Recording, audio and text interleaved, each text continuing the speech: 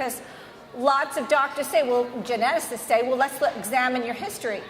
But when you don't have 50% of the women that get tested for the BRCA mutation have no history. They say they have no history. And most of that history has been lost or blocked by the male relatives.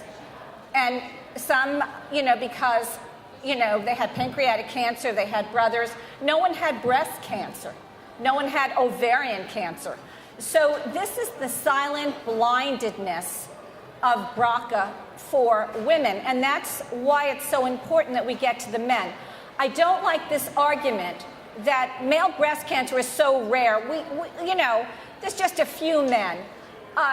You know what? Every man counts, but their sons count, their daughters count, and we need to understand that men get breast cancer too. And the BRCA mutation is one of the more insidious kinds of things because it's such a silent killer for their daughters and sons. What I'm here to talk about today, and I don't have much time, but I started a study on women and BRCA mutation. I wrote a book called Waiting for Cancer to Come. It's a study of women who test positive for the BRCA mutation for breast and ovarian cancer and what happens to their lives after that. And as I was doing the study, every woman would say, you have to interview my brother. My brother has 2 daughters. He won't talk to me. Finally, I called up his wife. She won't talk to me. I called up my niece. And now no one will talk with me. No one wanted to deal with breast cancer, BRCA, in their family. It has broken up families. It's been problematic in many different ways. So I finally, through Peggy's help and the help of online media, was able to get my first BRCA positive male to talk to me. I've now done a survey of about 100, almost 200 men, and now I'm up to my 70th male that I've done some intensive interviews. It's probably the largest sample of males to be interviewed that are BRCA positive, and I mean intensively, between 1.5 to 2 to 3 hours. And lots of the men that I interview really want to follow up with me. So in many ways, it's an ongoing journey, pathways to healing, pathways to empowerment. I'm here to talk today about a very small segment of what I do, and I really don't have a whole lot of time. But what I want to put into the mix today is that not all men are the same, not all women are the same. We can't be treating people based just on their gender, especially if they're transgendered or non-binary folks. We don't even include them in those categories. We need to start talking about difference. While I think it's important, the predominant group that we tend to interview, the predominant group that we tend to do research on, are Caucasian men and women, middle-class men and women. And we've got to understand that what's true for these folks may not be true for men of color, may not be true for women of color. So we really need to temper our conclusions. We really need to understand that difference matters. The way we treat medically folks with medicines may matter given other differences in their lives. And I'm here to talk about a few of these differences today before I drop the other mic. I hope. It's upside down. So I'm going to talk about a few within gender differences in medical decision-making among male carriers of the BRCA mutation. And we know, I can go through this every year, what happens to men, what happens to their situation. And we know that there are a few studies that have examined men's reasons for seeking out genetic testing, as well as their post-testing medical decisions. And whatever limited existing research suggests is that men, as we already know, are reluctant to seek genetic counseling. Many men that seek genetic counseling only do so because they got breast cancer. First they get breast cancer, and then they get tested. Well, by the way, that's also true of women who inherit the genetic mutation from their fathers. First they get breast cancer, then they get genetically tested. Fathers inheritance, parental origin matters, and we need to pay attention to it. We also have, even within the existing literature on understanding men and breast cancer, we've essentialized the experience to all men. For example, we tend to say that the healthcare system is very complex, and as a result, men don't want to pursue testing. Men experience hostility in being told that they're BRCA positive. I get that. I see that in my interviews. But what I also see in my interviews are younger men that want information, younger men that want to get tested. Even though they may be middle class and white, they're different. Their expectations, their motivations, and we got to get that. We can't assume that one size fits all. So what did I find in my little journey to understanding the differences? Well, I had to get enough men, and I had to understand that gender is just one component of the self. Men are impacted by other status characteristics.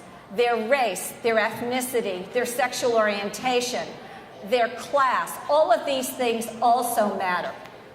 So I'm going to take an intersectional approach to understanding when I talk about conclusions, when I talk about men, when I talk about women, it behooves me to say what men, what women. I don't want to stereotype experiences of white men onto other differences. And I think that's really important. We have to be sensitive to that. So I had a series of kinds of things I wanted to answer. And these are 3 questions. I call them the three-pronged question approach.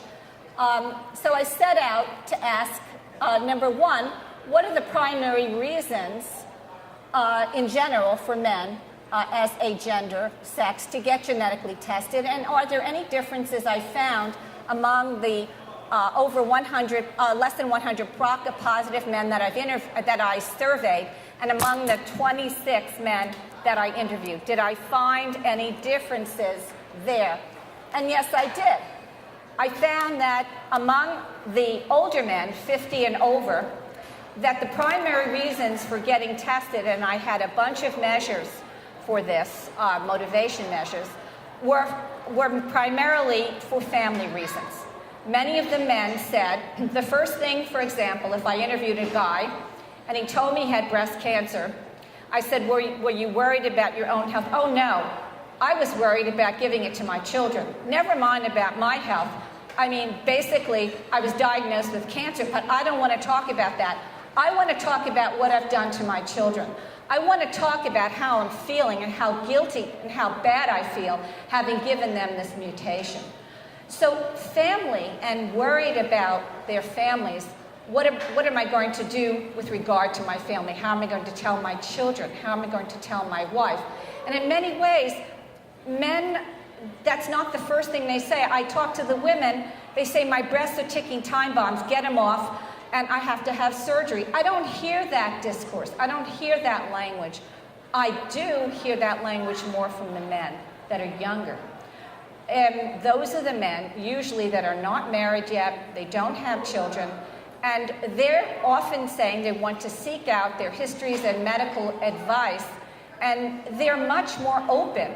And primarily younger men are giving medical reasons for getting tested. They're not necessarily even thinking about future family reasons. They're not doing that. To what extent is having the BRCA positive mutation impact men's self-concept? And are there differences? I covered that, and I'll get back to that. And I asked the next question, to what extent do differences among men on the self-concept scale relate to their sense of BRCA involvement? How much involvement do they continue to have with being a BRCA mutation survivor? And how long, how engaged are they in the day-to-day issues of having tested positive for the BRCA mutation? And the last thing I was doing, are there any differences? So let's go to some of the results, because we don't have much time. I have to fast forward this. Okay. Okay, so what I found with primary reasons for getting tested, Among the 64 male participants who responded to at least one item on the scale, 73%, as I said, family risk and medical considerations were 21%, but they were predominantly, the medical reasons, predominated among the younger population. Young and single males who did not have a family and children were more likely to get BRCA tested because of medical considerations. We looked at self-concept and genetic testing. We gave 2 scales, the BRCA self-concept scale, which measured stigma, vulnerability, and mastery, and the MICRA, distress, uncertainty, and positive experience. We wanted to look at the impacts of the BRCA mutation on well-being. And these are 2 very well-known scales, and they're used a lot in the literature. So we found some results here. There was a connection between age and stigma.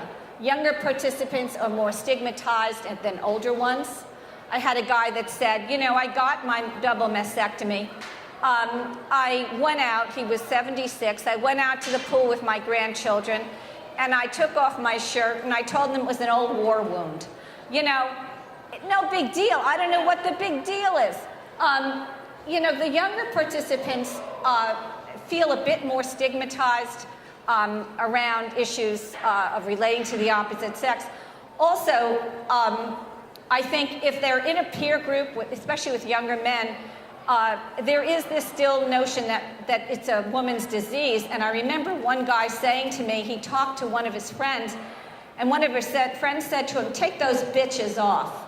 I was like, are you kidding? You know, as if he had a female part on his body that belonged to a woman. I mean, it sort of embodies our own genderedness, our own stereotypes of what it means to be a male or female. It's so embedded within the way we think about this dis-ease. We have this terrible dis-ease with gender. And it impacts our men. It impacts them greatly. So, you know, we need to say to our loved ones, you know, think about what you say. Think about how you position someone talking with you about this situation. How can we not create the same kinds of stereotypes to make it easier for men to really, you know, deal with their own sense that this is a woman's disease. We found a connection between marital status and mastery. Men felt a great sense of loss of control with regard to their BRCA status mutation, married men, than single men. Men who are married feel a lot of guilt about giving this to their children. They feel they've lost more control over their lives. And this runs pretty deep among this population I interviewed. In terms of occupation and vulnerability, professional men were more vulnerable to the negative influences of this disease than those had already retired. And among professional men, we found vulnerability rates were pretty high, but they're also high among working class men as well. The average percentage of BRCA involvement in participants' lives overall was 32%.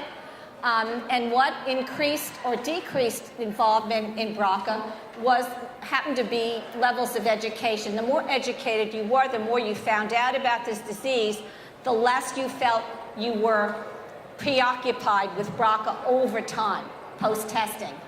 We also found, however, that if you, on the stigma and vulnerability scale, the BRCA involvement increased as stigma increased and vulnerability increased. The sample men also perceived a high risk of getting cancer, and we found that past cancer experiences, of course, add to the fact that you think you're at high risk and you're worried about that because you have a cancer diagnosis. But levels of education, again, impacted the situation. The more educated, the more men found out about this disease, the less risk they perceived that the illness had for them. Again, vulnerability was very, very important. The more vulnerable you felt, the more at risk you felt. For example, in the interviews, many men stated that the reason for testing was a result of their concerns for their children. Jeff said, "It wasn't a difficult decision for me, primarily because I had a daughter. So I did it primarily hoping I would be negative so that my daughter would be safe. And it's really interesting, even among BRCA positive men, there's a lot more concern for daughters than sons. And even so, some men do not think their sons will get the BRCA mutation, including their mothers. Their primary motivation to get tested is for their daughters. We show this in another paper.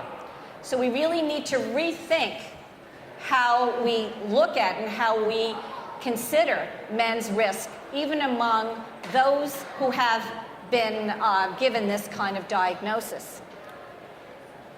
Sex gender identity. This is something that is a new discovery that we made in looking at the impact of BRCA positive status on gender identity. We gave men in our sample the BEM scale that measures masculinity and femininity. And we found that the men in our study, and we normed their score on the masculinity and femininity scale, they scored extremely high on the femininity scale. Now, what does that mean? Well, higher than the normal range. If you were to give this test to a population of men, these men scored really high. Well, what is it about men scoring, BRCA positive men scoring high in the femininities? Does that mean, what does that mean? Well, what it means, Michael expressed it, I'm not like your typical red-blooded male American. I don't really care about sports, or I really want a more meaningful relationships with people when I'm open with them. Like a lot of guys out there are just not open, they can't communicate with each other on emotional terms. I feel like I'm way more in tune with my emotions. Nathan said, one of the things that I always thought about my masculinity is that you've got to try to be a good father, and you've got to know that's masculine. What men were doing was recoding all the femininity items like caring and nurturance. To be a good father is to be caring. To be a good husband is to be nurturing. So they took all those qualities and claimed them in their masculine identity, as part of their masculine identity. They recoded what was traditionally seen as a kind of feminine trait. That's a feminine trait, that's not something you're born with, It's something that you develop over time and you construct over time. These men were constructing a new way of seeing they saw that they had responsibility to be good fathers, to be responsible fathers. And these were the guys who came forward and talked with me. I asked one guy, why could he do this? He said, well, why did you do this and not another guy? He said, well, some men have the macho gene. We are schooled from infancy not to show weakness, and socializing diseases is a sign of weakness. And so the word doesn't get out, it's an assault. They view it as an assault on their masculinity. It's not that, but that's the way it is viewed. So these men are really trying to break down that kind of stereotype, and I see that being broken down as well today. Are you a man? What does it mean to be a man? And I think we need to think about that. So to recap, younger men are more stigmatized than their older counterparts. Married men felt a greater loss of control with regard to their status than single men. Professional men felt more vulnerable. Professional men are another class unto themselves, in their own category. Real quick thing, one of the men in my study, and this is hearkened in many other studies I've done with the men get their treatment, they go to work the next day. They go to work the next day. I had a man that went, he was living in the suburbs of New York. He had a high-powered job. He had a young daughter. He went to work every day after his treatment. He barely got to the office. He had a secretary. He closed the door. He went on the couch, slept for 3 hours, got back up, and went back home again. And he said, this is what I do. This is how I cope with my role. I know nothing else. And so I think this brings up a whole lot of other issues in treatment and thinking about treatment. These are white professional men primarily that I've interviewed, and the way that they're coping is by doing the same to normalize their lives. They go back to their jobs probably sooner than they should. And we need to kind of think about that. The healthcare field needs to broaden its sex-gendered understanding of men and breast cancer from a fixed binary to an intersectional approach. If we want to maximize cancer prevention, it's critical for care providers, from healthcare professionals such as oncologists and genetic counselors, to the larger healthcare organizations to understand decision-making from the variety and diversity of men's perspectives. Here's my study. Get in touch with me. Tell men about it. I'd like to hear from them. Thank you very much.